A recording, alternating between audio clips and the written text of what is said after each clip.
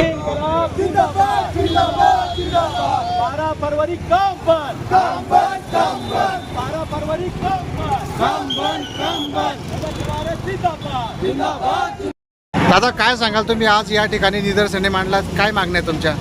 Sir, 9 जानेवारी रोजी दिल्लीत झालेल्या संयुक्त कामगार बैठकीत ठरल्याप्रमाणे ज्या बैठकीत माझे आज देशभरातील युनियन FMRI आणि MSMRA ही CITUची संलग्न असल्यामुळे त्या बैठकीत सामील होती। तर 12 फेब्रुवारीला देशव्यापी संपात आम्ही सहभागी झालेलो आहोत। या देशव्यापी संपात जवळपास आज भारतातला 30 कोटी कामगार सहभागी झालेला आहे। या कामगारांच्या केंद्र सरकारकडे मागण्या आहेत की तुम्ही जे मालक जातीने कामगार विरोधी, कामगाराला गुलाम बनवणारे काळे कायदे लेबर कोड म्हणून आणलेले आहेत ते तात्काळ रद्द करावे आणि कामगारांनी रक्त सांडून मिळवलेले 44 कामगार कायदे त्यांना परत द्यावे, किंबहुना ते लागू करावे।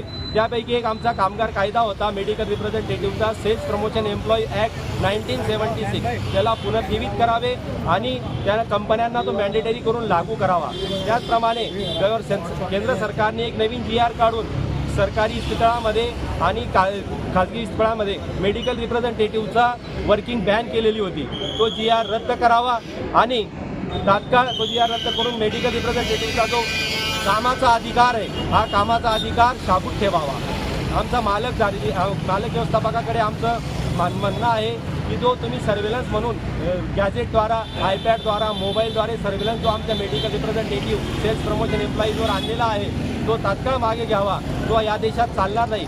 आणि सेल्स प्रमोशनच्या नावाखाली तुम्ही जे सेल्स टार्गेटच्या नावाखाली ट्रान्सफर, टर्मिनेशन हे करताय हे तात्काळ बंद करावं आणि कामाचे तास 8 तास ठेवून मिनिमम वेतन 30,000 आणि कामगारांना मिनिमम पेन्शन 10,000 रुपये, त्याप्रमाणे PPF, ESIC या सर्व कायद्यांमध्ये अंमलाचा बदल घडून त्याची जी वेतन सिलिंग आहे ती रद्द करावी आणि केंद्र सरकारने सर्व कामगारांसाठी लागू करावे। इतक्या मागण्या घेऊन आज देशातील 30 कोटी कामगार रस्त्यावर उतरलेला आहे। तुमच्या या ज्या मागण्या आहेत जर सरकारने मान्य नाही केलं तर तुमचा पुढचा पवित्रा काय असेल? आम्ही परत रस्त्यावर येऊ सर, आणि रस्त्यावर येऊन यापेक्षाही अतिशय कडकरित्या आम्ही निदर्शनं आणि धरणं आंदोलनं सुरू ठेवू जोपर्यंत केंद्र सरकार ही मालक दार्जीने आणलेले कामगार कायदे परत घेत नाही आणि आमची रक्त सांडून मिळवलेली कामगार कायदे आम्हाला परत देत नाही, हा लढा असा सुरू राहील। आपलं नाव आणि पद? माझं नाव मनीष चौधरी, मी जॉईंट सेक्रेटरी आहे MSMRA जळगाव युनिट।